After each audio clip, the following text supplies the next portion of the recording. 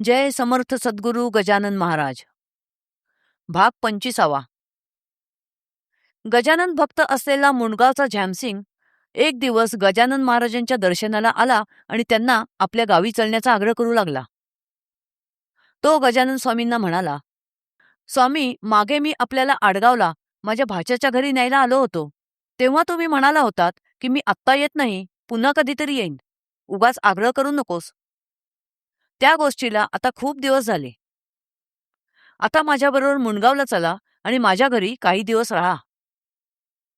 मी सगळी तयारी करून तुम्हाला न्यायला आलो आहे. मी तुमचा भक्त आहे. कृपा करून मला निराश करू नका.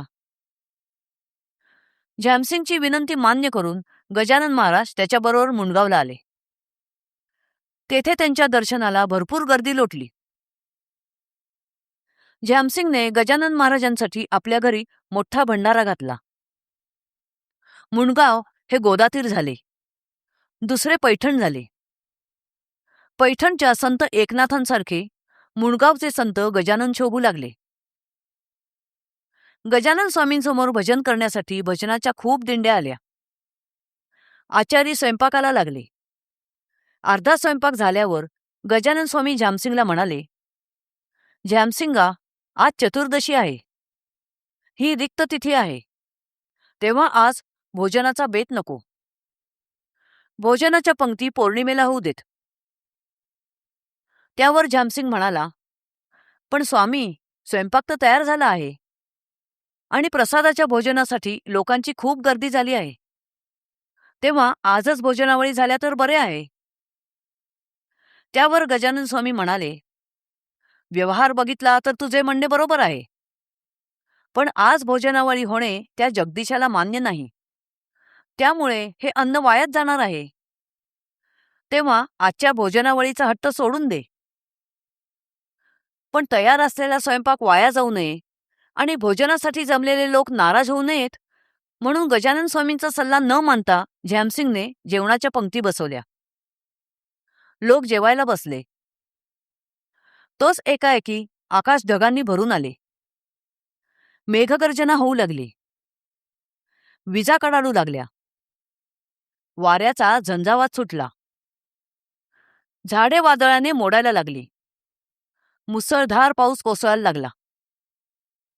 घटकेत सगळीकडे पाणीच पाणी झाले आणि भंडाऱ्याचे सगळे अन्न वाया गेले. मग झॅमसिंगने गजानन स्वामींना विनवले की गुरुराया, कृपा करून या पावसाला निवारा. हा काही पावसाचा ऋतू नाही. भंडाऱ्याचा सत्यानाश करायला आगंतुकच आला आहे. आत्ता पाऊस पडला तर शेतीचेही नुकसान होईल. मग लोक म्हणतील की झॅमसिंगने भंडारा घालून स्वतःसाठी पुण्य कमावले, पण आम्हाला मात्र ते भोवले. तेव्हा या आगंतुक पावसाला कृपा करून थांबवा. त्यावर गजानन स्वामी म्हणाले, काळजी करू नकोस, मी या पावसाला आत्ता आवरतो. मग गजानन स्वामी आकाशाकडे बघू लागले.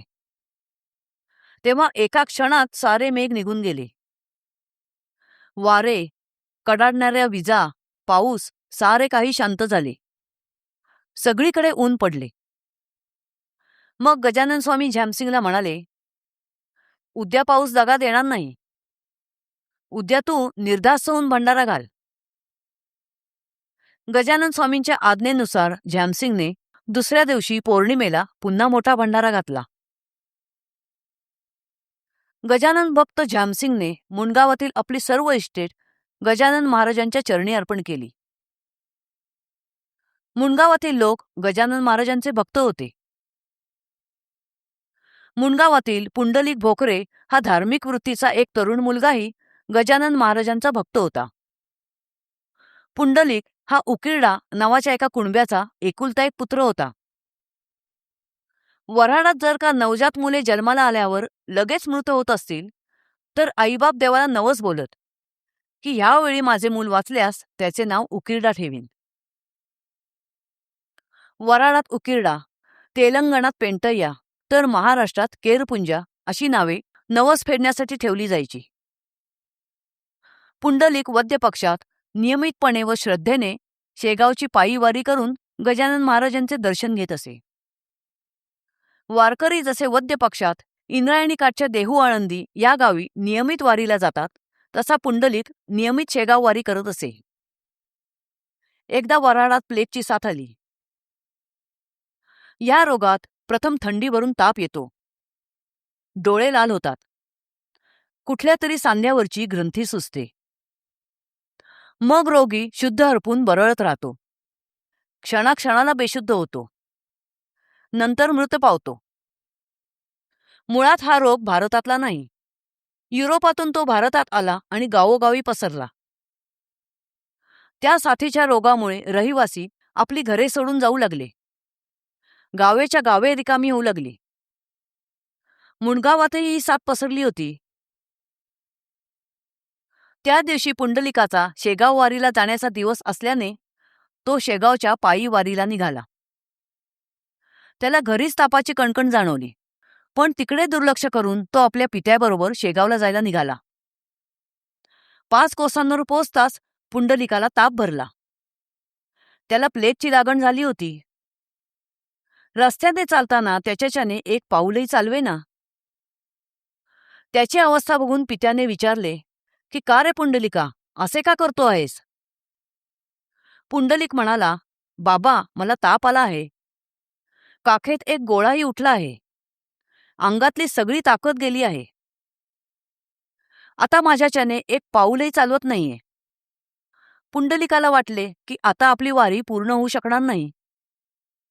त्याला खूप दुःख झाले की आपल्या शेगाव वारीच्या नियमात खंड पडणार. तो शोक करू लागला की हाय रे दुर्दैवा, आता मी काय करू? तो गजानन स्वामींना आळवू लागला, स्वामी दयाघना, माझ्या वारीत खंड पडू देऊ नकोस. हे भक्तवत्सला, हे कृपानिधी, माझी वारी पूर्ण झाल्यावर मला खुशाल मरण येऊ दे, मला त्याची पर्वा नाही.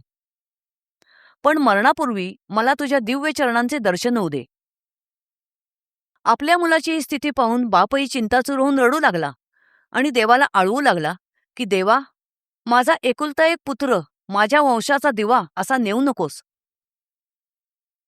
मग उकिरड्याने मुलाला काळजीने विचारले की तुला चालवत नाही तर गाडी घोडे काही आणू का? त्यावर पुंडलिक म्हणाला, वारी पायीच झाली पाहिजे. बाबा, आपण उठत बसत कसे तरी शेगावला जाऊ. जर मला मध्येच मृत्यू आला तर माझे शव शेगावला न्या. आता दुःख करू नका. मग कसा तरी उठत बसत अतिशय कष्टाने पुंडलिक एकदाचा शेगावला पोचला आणि आपली वारी पूर्ण झाल्याच्या समाधानात त्याने गजानन महाराजांना मोठे श्रद्धेने दंडवत घातले. तेव्हा गजानन स्वामींनी एक लीला केली. त्यांनी स्वतःची काख एका हाताने अतिशय जोरात दाबली आणि पुंडलिकाला प्रेमाने म्हणाले, पुंडलिका, आता तुझे गंडांतर टळले, आता चिंता करू नकोस. गजानन स्वामींनी असे म्हणताच पुंडलिकाच्या काखेतली गाठ जागच्या जागी जिरून गेली. अंगातला तापही उतरला. पुंडलिकाच्या मातेने नैवेद्य वाढून आणला. गजानन महाराजांनी त्या नैवेद्याचे 2 घास घेताच पुंडलिकाचे कापरे बंद होऊन तो पूर्ववत झाला. फक्त थोडा अशक्तपणा राहिला. पुंडलिकाचे गंडांतर टळले होते. पुंडलिकाला गुरुभक्तीचे फळ मिळाले होते. योग्य गुरु असल्यावर गुरुसेवा वाया जात नाही. वारी यथासांग करून पुंडलिक मुणगावला परत गेला. जय समर्थ सद्गुरू गजानन महाराज.